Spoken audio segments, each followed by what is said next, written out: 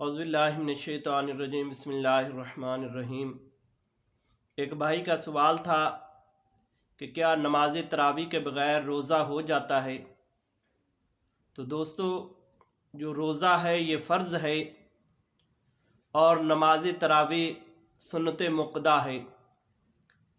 اگر فرض چھوٹ گیا تو پھر اللہ تبارک و تعالیٰ سے معافی مانگنی اور پھر اس کی قضا دینی ہے، اور اگر نماز تراویح نہیں پڑھی تو روزہ ہو جائے گا۔